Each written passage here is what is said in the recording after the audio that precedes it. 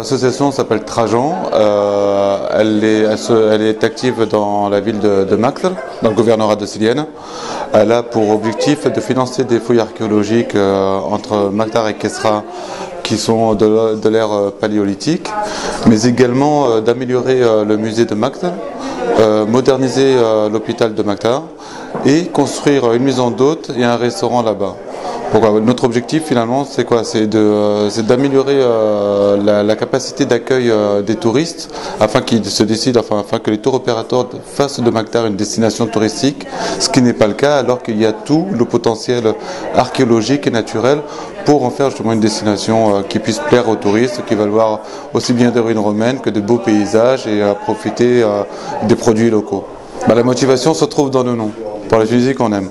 Moi, je suis rentré du Canada où j'étais après la Révolution pour la Tunisie qu'on aime. Donc, quand je sais qu'il y a une initiative qui se lance de Français et de Tunisiens de l'étranger et d'ici, justement pour promouvoir la Tunisie et soutenir des projets en Tunisie, c'est un réflexe, c'est juste un réflexe de venir et de participer à l'organisation et au développement de tout ça. Oui, on a déjà avancé. C'est-à-dire que de toute façon, les fouilles archéologiques qu'on cherche à financer sont déjà préparés par une organisation tuniso-franco-italienne.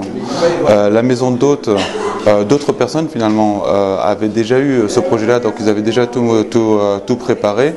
Il a juste fallu qu'on se rencontre et qu'on modernise, si je puis dire, le projet pour le rendre plus contemporain, donc plus efficace.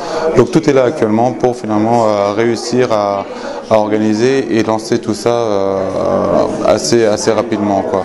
D'autant plus que ce ne sont pas non plus des grands projets. Une maison d'hôtes, c'est pas un grand hôtel, et moderniser l'hôpital ou améliorer le musée de Maktal, ça nécessite souvent plus d'énergie de contact qu'autre chose, quoi. Parce qu'il y a toujours des gens qui sont prêts à aider, mais ne savent pas comment aider.